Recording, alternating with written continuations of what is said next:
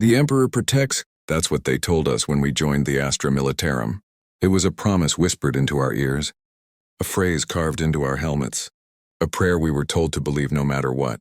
But when the sky burns green, when your brother's screams echo in your skull, and when the ground itself starts breathing beneath your boots, you begin to wonder if he's even watching. My name is Trooper Varl Lenton, 122nd Cadian Regiment. I've fought in enough wars to know that death comes easy. But Carthax 9, that place wasn't war, it was a curse. We were sent there to contain an anomaly. A simple mission, Command said. Secure the mining colony, protect the civilians, await reinforcements. But there were no civilians left. There were no reinforcements coming. And soon enough there was nothing left to protect, not even our sanity. We landed on Carthax 9 under the shadow of a broken moon. The air was thick with ash. The wind carried whispers that didn't belong to any man, and the ground was soaked in mud that glowed faintly under our lamps. You could taste the metal in the air.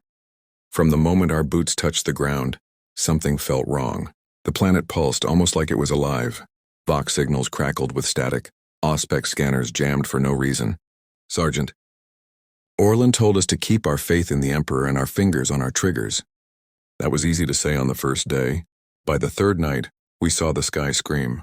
It began as a deep hum, a vibration that crawled through our skulls. Then the clouds split open and streaks of green fire rained down. We thought it was an artillery barrage at first, but the shells didn't explode. They screamed.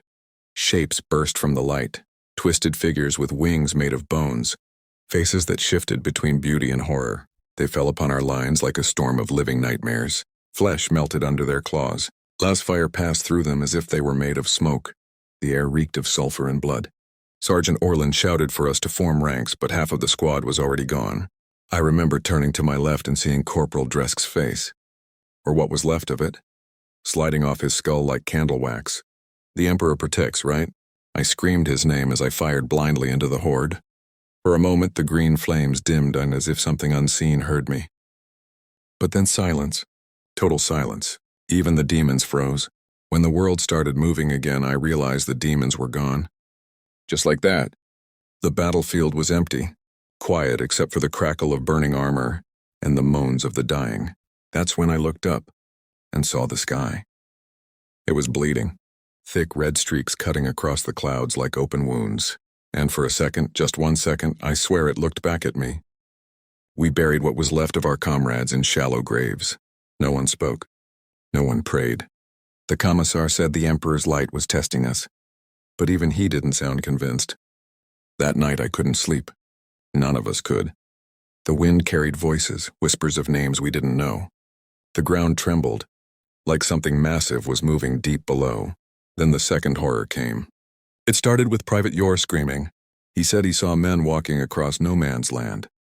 Men in old Cadian armor, long outdated models, armor that hadn't been issued in centuries. They moved without sound, their visors cracked, their steps unnaturally slow. At first we thought they were reinforcements, but when they got close we saw their faces, pale, dry, lifeless. Their eyes were hollow, their mouths open as if frozen mid-prayer. Corporal Dresk, brave fool that he was, stepped forward to greet them. He reached out and touched one on the shoulder. The figure turned. Its face twisted, its mouth moved, and a whisper crawled from its throat, a whisper that chilled my blood. "Remember," it said. Then the figures dissolved into dust that drifted on the wind. Just gone. No trace, no footprints, nothing but that word echoing in the night. Remember. We didn't know what it meant. We didn't want to know. But from that moment on, every night, someone in our unit would wake up screaming that they heard the dead whispering their name. We stopped sleeping altogether. By the 7th day, half the regiment was gone, some taken by the things in the dark. Some took their own lives just to escape the whispers. That's when Commissar Halden called an assembly. He stood before us, cape torn, eyes hollow, voice trembling but hard. He said morale was collapsing, that we were flirting with heresy by doubting the Emperor's protection. Then in front of us all he shot 5 men who'd spoken of retreat.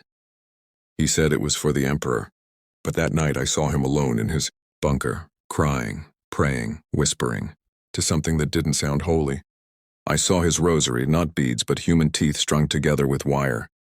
The next morning he was gone. When we found him, he was nailed to the wall of the command tent. His eyes open, his mouth smiling.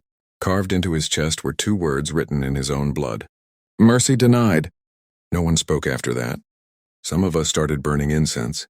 Others carved purity seals into their armor with trembling hands, but nothing helped. Everywhere we turned, the planet seemed to be laughing at us. The ground itself shifted under our feet, pulsing like muscle. Our tents would move when we turned our backs, and sometimes when you knelt to pray, you could feel hands, cold, wet hands, pushing up through the mud to hold you still. That's when I realized Carthax 9 wasn't just cursed. It was alive. And it wanted us. By the time dawn came, we'd stopped pretending we could win. The Emperor protect, they said. But on Carthax 9, even he was silent. No one slept that night. Not even the medics. You could hear the ground breathing beneath the camp. Slow, heavy, rhythmic, like the lungs of something buried deep under the soil. The Vox units hissed with whispers. Every few seconds, a voice came through, faint, distant, like someone calling from underwater. Sometimes it said our names. Sometimes it just laughed. We tried to pray, but even our prayers sounded hollow. The words didn't carry any warmth anymore. Every syllable fell dead in the air, swallowed by the planet's endless hum. At dawn, the sergeant ordered us to move the line forward. He said there was an old mining complex nearby, maybe a defensible position. So we marched, a handful of broken souls, dragging our gear through the mud that clung to our boots like living tar. Every step felt wrong. The mud wasn't just thick, and it moved. When you lifted your boot, it pulled back as if it didn't want to let you go. And sometimes you could swear you saw something shimmer beneath the surface, faces, hands, eyes. Private Yor was the first to scream. He slipped into one of the pits, the ground swallowing him up to the waist. We grabbed his arms, pulled with everything we had, but the mud held him tight like teeth. When we finally tore him free, half his body was gone, not torn and fused. His skin had melted into the dirt. Veins and bones stretched downward into the ground like roots. He begged us to shoot him.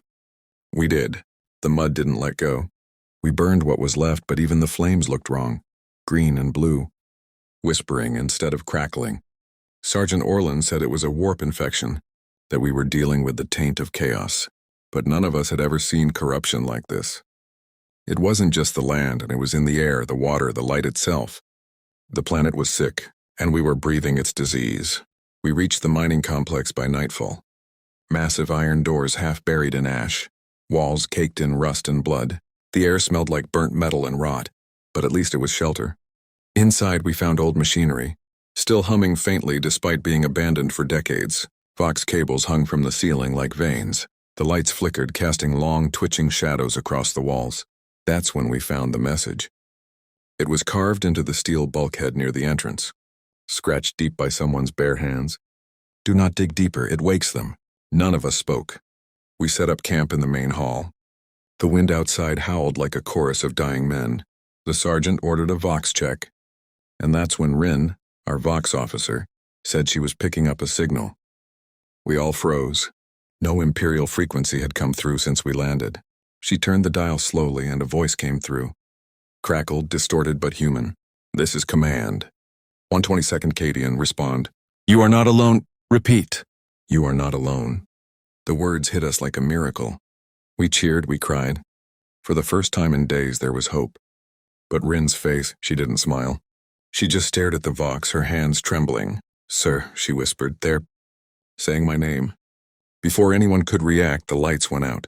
Total darkness. Then the Vox screamed, a shriek of static so loud it shattered the nearby glass panel. When the lights came back on, Rin was on the floor. Her eyes were black. Completely black. The veins in her neck glowed faintly red, pulsing like a heartbeat. And carved into her skin, glowing from the inside, was the Imperial Aquila. She looked at us, tears of blood running down her cheeks. Then she smiled. "The Emperor hears you," she said. And her head burst into light. We stumbled back as the Vox flared with burning white energy. For a moment, it sounded like thousands of voices screaming all at once. Then silence. When we opened our eyes, the Vox unit was gone, melted into the floor, leaving only the faint echo of laughter. After that night, we stopped trying to call for help. The sergeant said Rin's death was a sign, the Emperor's way of cleansing corruption. But deep down, we all knew the truth. The Emperor wasn't speaking to us anymore. Something else was. Days turned to nightmares. Men started hearing voices even when the Vox was off. Some claimed they saw their families walking in the tunnels. Others said they could hear the planet whispering promises that if we just stopped fighting, it would let us go. The sergeant shot 3 men for heresy that week. But when we buried them, the ground rejected their bodies. Their corpses rose the next morning, skin gray, eyes empty, mouths repeating one word. Remember, that word again. Always that word. I started carving purity seals into my arms with my combat knife, whispering the Emperor's name under my breath just to keep my mind from breaking. But even then, I could feel something moving inside the walls and crawling, watching. We thought the mining complex would protect us. We were wrong. One night, the floor split open.